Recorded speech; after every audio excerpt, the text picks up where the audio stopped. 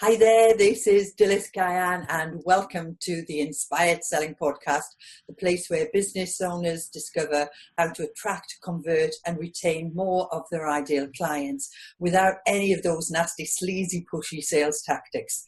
And I've got a fantastic guest for you today, Ken Norman. Now, Ken has been a communication skills trainer since 1997 and is the MD and founder of Present 3R. His past experience, in fact, differentiates him from any other presenter skills trainer that I've ever met. And he's going to share that story with us shortly. And I can't wait for you to hear more about it. Now, he has worked with organisations large and small, including the likes of National Trust, King's College London, the Church of England, would you believe, Empower, Grant Thornton, firms of solicitors, accountants, and many others.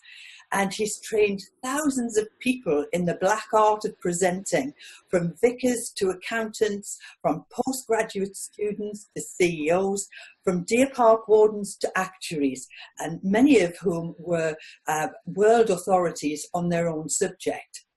And he's given keynotes at conferences and has spoken alongside Jeremy Clarkson, David Cameron, and Graham Garden. So I'm delighted to welcome you onto the show this morning, Ken. Well, thank you very much for that introduction. It was lovely. I know, I was so looking forward to hearing more about your story. So tell us, how did you get to where you are today and doing what you're doing today? What inspired you to teach presentation skills, whether that be from the stage at a networking meeting or an event? I used to work for the National Westminster Bank many years ago, and alongside that, I used to act in my spare time. And of course, your hobbies sort of merge into work, don't they? People find out what you do. I used to have members of staff turn up in the audience, whether I liked it or not. They'd find out what I was doing. They'd get on the bus and they'd come and see me. And I think there was always an assumption that because I was good at acting, that I would be good at presenting. And there was a point in the bank when they used to shut the branches on a Wednesday morning and train people, usually in sales skills, around a specific product launch. And I was given the job, without any training, of presenting these, what were known as coverage periods. And I think it's fair to say I wasn't as good as they expected me to be. I have presence, I have a bit of stage presence. But the difference is when you're acting on stage, you have a script, you have a director, you have loads and oodles of time to rehearse. And so I think it's fair to say that as a presenter, I was mediocre. And I think it surprised everybody. And I can remember quite clearly being pulled into the manager's office and saying, well, we thought you'd be good at this, Ken. And I say, well, yes, you did. I'm clearly not as good as you thought. I haven't training, and that's what I need. It's like seeing somebody kick a football and saying they've got good goal, they've got good eye-ball coordination. Let's make them a pro golfer. It just, in a way, it kind of doesn't follow. Yeah.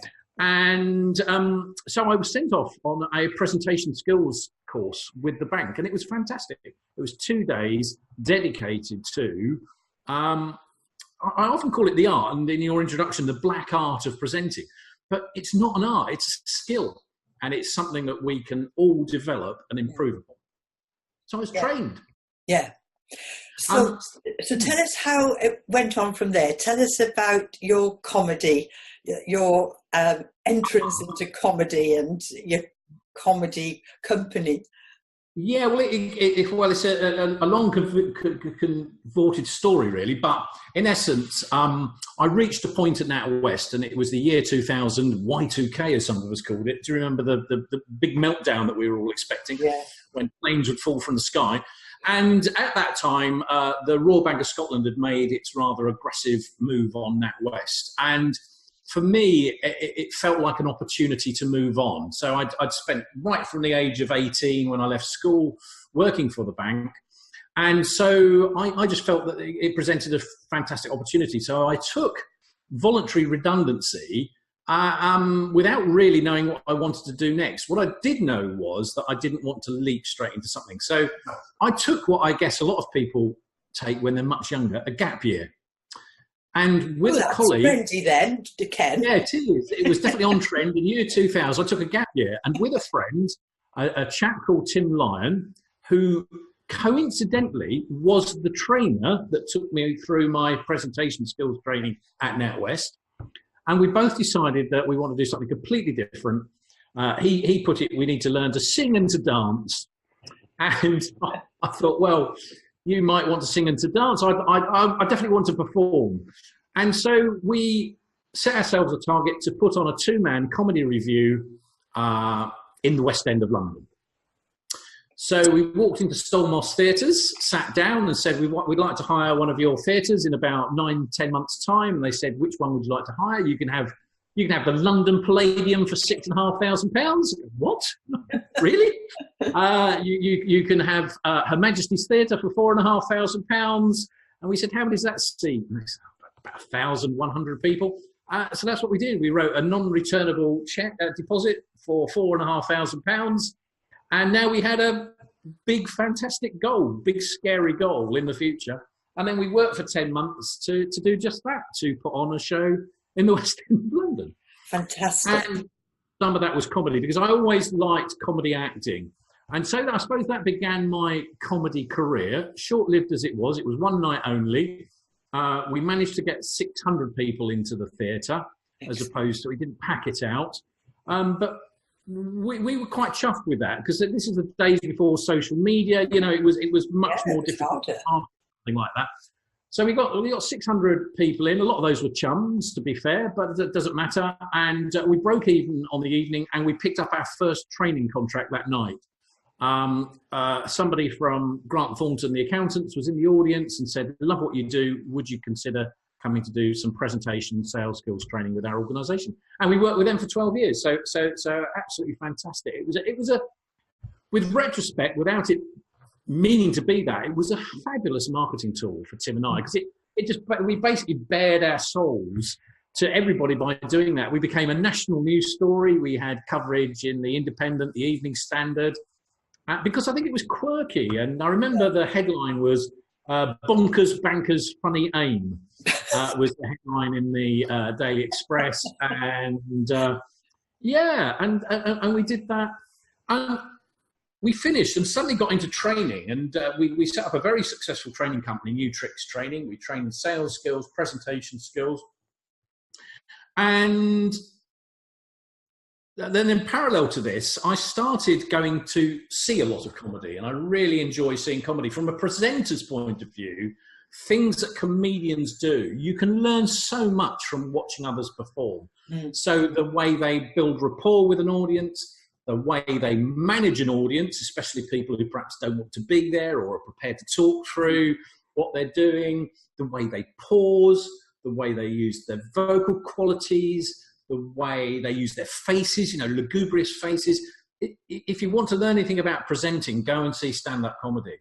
And one of the sections on my course was about handling nerves. Because the thing that gets in the way of a lot of people performing well as a presenter are nerves. 97% of people would say that the fear of presenting is their biggest fear.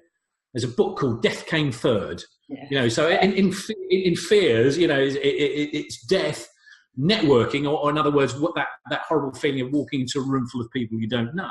And number one is presenting. Yeah. And the problem with that fear is that a lot of people are put in that position, like I was, funny enough, where they're just made to present. You'll be good at that. You can go and do that presentation for the board. You can go and do that pitch to our customers.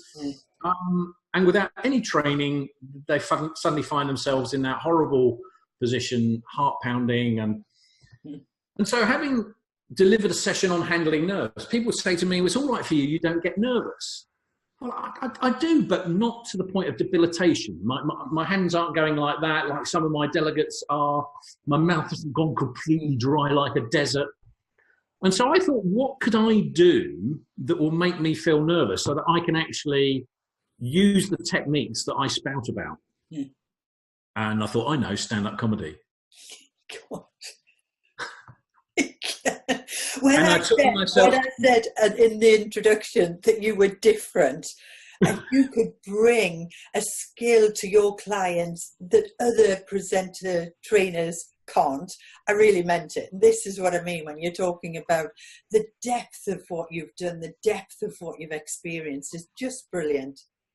And I think it's only fair that you put yourself through what people are telling you that they go through. And I have stood on stage with my leg like jelly, wobbling away. I've done conferences to 400 people, 500 people overseas, in the UK. And yes, I had a little bit of a heart flutter. Of course, I often say if you're not nervous, you shouldn't really be up there, because it's that thing that says, I want this to go well. But as I say, I managed that. It's not debilitating. But it was, that first stand-up comedy gig, it was horrendous. My heart was pounding, the butterflies in my stomach, and you've got to deliver something against all of that. And so things did kick in. I did bite the side of my tongue when I felt myself going dry, because that's, a lot of people reach for a glass of water or something, they go dry. They take a sip of water, and from now on, for the rest of the presentation, they're constantly sipping water because they've washed the saliva away, and it's saliva that you need, not water. And so, top tip: don't drink water. Bite the side of your tongue. I'm just biting mine as I'm talking to you, just to see how it works, Ken. And before you know it, you've got more saliva than you can physically deal with. No, but it's those little things that you learn from working alongside other performers. And the knee jelly thing is really odd because it feels violent, but actually nobody can see it. When you say to the other comedians you walk off the stage, "Oh, my leg was," you just didn't see it. And I think that's the thing. It's take comfort from the fact that a lot of the awful things that are happening to you because of adrenaline surging through just are not visible. Some are. Shaking hands are. If a lot of people take their notes out with them, and if they've got a shaking hand. And that's something I think audiences look for, the tremble. So there's things that you can do without taking cards for notes rather than paper. We'll stop that, and gripping it firmly. And you can brace your elbows against your side, and you can look perfectly natural. Unless you get some sort of synchro shake, you should be fine. So stand-up comedy, and I've kept it up. I'm not. Don't get me wrong. You won't be seeing me on live at the Apollo anytime soon. I'm not a great comedian. I MC a lot of gigs now. So in my spare time, I run a comedy club, and I love it. And I'm learning all the time from seeing the comedians. I ain't that good, and I know that. And I reach a point where I say, now, ladies and gentlemen, it's time to get the professionals out. And it's like anything. I'm not good at it because I don't spend enough time doing it. It's a kind of a hobby business. I do 10, 12 shows a year. I'm hoping to ramp that up. And, to become a master, you just have to practice.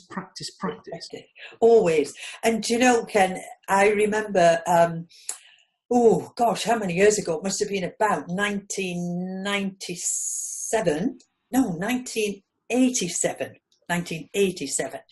And I worked for the bank as well. And then I went into financial services in 1986. And in 1987, they asked me to speak at the conference. Yeah. No training. And I remember I was absolutely terrified. And this lady, a colleague of mine, she was very religious, and she said, "Dylis, come and sit by me and we'll pray." I said, "Claire, I need more than prayers. I need double incontinence knickers." I'm so terrified.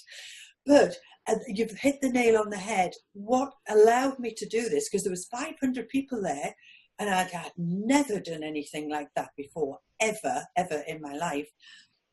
But I practiced. And I practiced and practiced and practiced. I could have said it without my notes. And funny enough, I put it onto these little postcards, and somebody said to me, put a hole through and a little one of those, I don't know what you call them, it's like a treasury tags. Yes. Treasury tags, through the hole, Yeah, so that I wouldn't drop them and they would go all over the floor. So I had those, and so I wasn't fluttering. But because I had practiced, I got through it. And talk about coming out of your comfort zone. I went up there and my comfort zone was like that. When I came out off, my comfort zone was this big. It was such a thrilling experience, actually. I loved it. It is. If you do well on the back of adrenaline, and if, funny enough, my first ever stand-up comedy gig, I did very well. And it's because I'd not long done the course. I had 5 minutes of really tight material. I'd practice to the point. I remember getting to the venue something like 3.5, 4 hours early and sitting in my car with a dictaphone going over and over and over and over it. And if you come off the back of adrenaline successfully, it is a phenomenal feeling. The flip side of the coin is if you come off of it badly with that adrenaline surging through you, it feels horrible. And comedians often refer it to dying on stage. Right. Everything drains from you. And it's not like a course where if I deliver a course and somebody in the audience hasn't liked it, they might leave me a bit of sarcastic feedback. People walk up to you, even while you're doing your presentation perhaps, and shout abuse at you.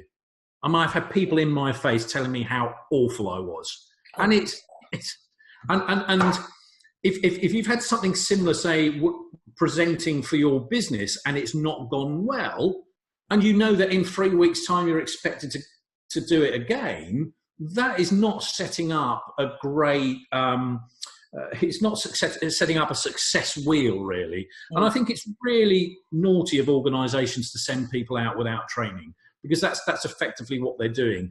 And Bupa many years ago cited it as a cause of workplace stress. The fear, I'm sure. Glossophobia, it's called, the fear of public speaking. And, people might often they're not given enough time anyway. But even if they get, say, given 6 weeks to prepare, they're so petrified of it, they won't use those 6 weeks. They'll wait until the last minute. They're scrambling to put their presentation together. They don't have time to rehearse. They've not really thought about it. The day arrives. And I've had one chap fainted because he worked himself up to such a point, and that became a self-fulfilling prophecy. That happened to him twice. Fainted before large audiences. I've had people cry off sick. I mean, one of the early presentations I gave was when my boss rang in. Oh God, it's all very good today. You'll have to do my presentation for me. Oh, thanks. And I'm sure he wasn't unwell. It was he just didn't want to do it. Yes. And so I think it's really unfair to send people out. And the problem is that's when bad habits start forming, when people make the horrendous mistakes that we all see people make, that novice speakers make. So what are those mistakes, Ken? What are the biggest sort of mistakes that you see? Yeah, I call them the pitfalls and pratfalls of presenting, PPP. And the biggest pitfall, the most humongous pitfall, really, you see it every day, every conference, and that is misuse of PowerPoint. Quite simply, it's where a speaker uses PowerPoint as their auto cue. It becomes their auto cue. And so it's not for the audience, it's for them. And it drives so much, there's so many other problems that spill out of that. The first one, well, first of all, I think it's a symptom of not having enough time. So they effectively type up their notes. So you end up with a PowerPoint that's a deck of, it's basically their script. They now proceed to read to the audience, which the audience find quite insulting. They turn their back on their audience, not perhaps full back, but they then now read from the screen, regardless of whether they've got a screen in front of them. They always turn to the big one. And now they present their audience with this, got side-on view of their head, no eye contact, no rapport with the audience, and basically insulting the audience by reading to them. And you see that in boardrooms, at sales pitch. I often think, in terms of sales pitches, why does an organisation want to physically see you? And they want to see the whites of your eyes. They want to see if they can trust you. And now you're denying them the very whites of your eyes. You're turning away from them to read to them to try and get them to buy from you. And it's just counterintuitive, but not everybody, but a lot of people do it. I think that misuse of PowerPoint is the biggest thing. A lot of people think I've got a downer on PowerPoint. I haven't. If it's used well, it's fantastic. It's a fantastic tool. But so is a Smith & Wesson, and in the wrong hands, both can kill. With too many bullets. So what should people be doing with their PowerPoint? What's the best practice? Well, the first thing to do is to ask yourself, what do I need to help the audience understand my message? If it's a big, long quote that you're going to read out to them, by all means, put the big, long quote and read it out to them. If it's an image that can sum up more than you can say, there's an old adage, a picture tells 1,000 words, put the image up and talk to the image. Before and after images, and an image can be a graph, a chart. I think the thing to ask is, what do I need it for in order to get my message across? If I need it for an auto cue, find something else. Get yourself some notes, practice, rehearse. Do not share your auto cue with the audience. You don't see Ant and Dec on a Saturday night talking. They're on auto cue, but you don't see the auto cue. You're not reading the words as well. So find another way to auto cue yourself. The audience shouldn't see your auto cue. So I actually wonder if PowerPoint is needed a lot of the time. I don't think it is. I was going to ask you that. In fact, would you suggest that if you're doing a stage presentation at an event, that you don't have slides at all, that you don't have PowerPoint? It sets you apart. I remember many years ago, and it's a disservice to the speaker because I can't remember who he was, but honestly, it was so long ago. I think I was only 19, 20 in the bank. And I took off the conference. There's a chap on a stage, quite a big stage. There were probably about 150 of us in the audience, and he used a flip chart. Right. And he wrote single words on the flip chart, and it was fantastic. I remember one of them talking about attitude, and he said, when I employ somebody, I like to employ people with oomph. And he wrote oomph on the flip chart. And he said, and a lot of people say to me, how do you know if somebody's got oomph? What do you mean if they've got oomph? And he wrote a 1 in front of the oomph. And it now says 100 miles at 100 mph. Right. He says they walk at 100 miles an hour, they talk at 100 miles an hour, and they think at 100 miles an hour. That's how you tell somebody's got oomph, because of their passion. And that has stayed with me the 10 years since I was 19 when I first saw that. It was just brilliant, and it bucked a trend. He didn't have PowerPoint slides, and I did a lot of work with the National Trust, training anything from property wardens to deer park wardens to world authorities on timepieces, and they rarely use PowerPoint. And I remember so many presentations. They had artifacts, props, and even when they didn't necessarily have the real prop, they used dummies. I remember one lady giving a talk about making soap, and she'd used cardboard cutouts of saucepans. And I remember, the order you put the lye, the ingredients in. I can see the presentation because she used props. No, that's not available to all of us. If you're an accountant, you're talking about audit, that can be a dry old subject. But what he did, first of all, he gave the presentation of fantastic. So putting the or into audit, which I remember to this day. I think it was so inspired. And he told stories about audits that he'd been on, what it entails, in such a way that made it a compelling subject. And I think it's look for the interesting in your presentation. Don't just drone on. And the stories are important, aren't they, Ken? Because especially when you're relaying a story, you know it anyway. You don't need a whole lot of slides because you know your story. Absolutely. If you can find stories, it's great. But there was a brilliant Radio 4 program called PowerPoint and the End of Civilization. And basically what he did, took fantastic stories and reduced them to PowerPoint presentations. All right. And and it just showed that even and great speeches as well. And I remember them doing Churchill's. What you see on this map, ladies and gentlemen, we'll be fighting them on the beaches. Click. We'll be fighting them on the landing grounds. Click. And he turned it into a bullet point presentation. It was the same words, and yet that bullet point, delivery, turned it into mush, turned it into a.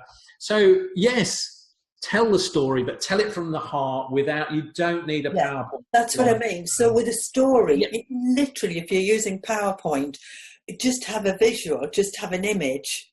Yeah. And then tell the story. Yeah, if you're telling somebody about a transformation, if I'm telling people now about, my meteoric rise to presentation skills through my downfall through comedy, I show pictures of the stage, standing on the stage, looking out at 1,100 seats at Her Majesty's Theatre. It is, that gets the heart racing. Yeah. And so great images are really important. That's another thing actually in PowerPoint, is using high resolution images. If you are going to use images, make them high resolution ones, not scabby. I've made that mistake before in my early days where I had images, and then when they came up onto the screen, I was like, oh, that's not quite as good. Still with a photo watermark through them as well. You see that people who've poached the images from stock photo and left the watermark on them. Oh my goodness, I haven't made that mistake, or I didn't make that mistake in my early days.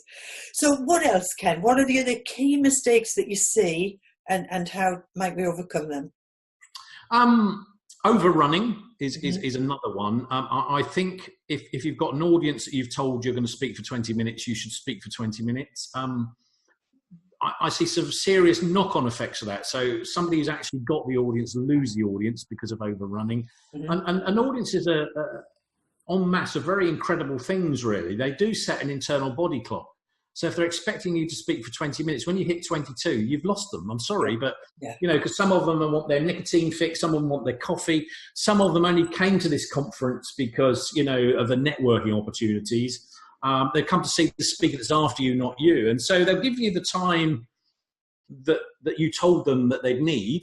And if you overrun, and if you're one of a few speakers, it's very disrespectful to the following speakers. In a sales pitch, again, because I appreciate you're coming from a sales angle as well, but if you overrun in the presentation, you usually bundled out very quickly. If you can finish your presentation on time, it leaves time for them to ask you questions, which is what you really want to be doing. Gives you time to build rapport. I often encourage people not to take PowerPoint into other people's boardrooms as well, for that very reason, because technology, your laptop doesn't speak to their projector. So suddenly the opportunity to build rapport is lost while you're dealing with technology issues. So overrunning, I think is another key one. Failure to build rapport, I think, in general. There are countless. The list goes on and on and on and on. Biggies, though, definitely. Yeah. Most people could sort their presentation out by ditching PowerPoint or using it more sympathetically and correctly. The other one, I suppose, is lack of structure, giving a presentation a decent beginning, a middle, and an end, really. Yeah. So herding all the information that you've got to give into bite-sized chunks, which the audience can handle in the time that's given, really. Yeah. And this all goes back to your preparation, doesn't it? The preparation is so important. But how would you know, unless you'd had some training, how would you know that's the way to do it? And I think, sometimes people do it intuitively and through having watched good speakers might go, oh, I see what he did there.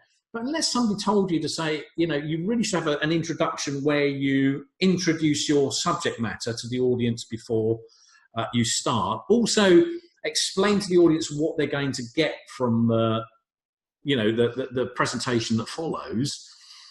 Now they can settle down and take the information in bite-sized chunks, and then wrapping up properly in such a way that people that the audience get that it's finished and get that they can clap and get that they can ask questions now. So beginning, middle and end as well, and having the right things in the introduction and the conclusion as well. Yeah. Excellent. Ken, this has just been fantastic, and I think we're going to have to meet again and have a further conversation, because there's so much more we can talk about. But if anyone wants to learn the right way, how do they get in touch with you to have them come in work with you on a one-on-one basis or into the company? How do they get in touch with you? Well, I have a website, Present 3R. The 3R, we haven't really explained that really, but I wanted present or presenter in the URL. It's good, you know, good search engine juju and all of that. And funny enough, there were companies. Present Limited was available, but Present as a URL wasn't. And so the 3R comes from 3 rules of presenting. So things come in groups of 3. It's a great idea to group things in 3. So a beginning, a middle, and end. Tell them what you're going to tell them what you've told them. It's a good way of structuring an argument. Education, education, education, as Tony Blair once said. Yeah. I came, I saw, I conquered. And in comedic terms, there's always an Englishman, an Irishman, and a Scotsman. You know, there's never an Englishman, a Irishman, a Scotsman, a Pakistani, and an Indian in a waiting room. There's always 3 people in a joke. So anyway, I digress. Present 3R is my website. present3r.com. People can find me through that, or I'm Ken at present3r.com, and people can get in touch with me by sending me an email. At Ken at present3r.com. 3r.com. And just to be clear, that's present 3 as in number 3 and 3. the letter R. Correct. Perfect. Ken, thank you so much. It's been an absolute pleasure to hear about, you know, prepare, how to use, rather than writing out all of your script onto slides, just using images. Make sure you keep to the time, gain that rapport, get that know, like, and trust feeling going. Is there anything I've missed out there? No, absolutely. And a bit of structure, which we talked about right at the end, having a good structure to a presentation. But definitely, key thing, if people can learn to use PowerPoint properly, they'll transform their presentation. Yeah. Well, you must let us know. We must speak again, Ken, when you've got an open workshop and everyone can come to it. Fantastic. Thank you very much, Dylis. Brilliant. Thanks a lot, Ken. Bye for now.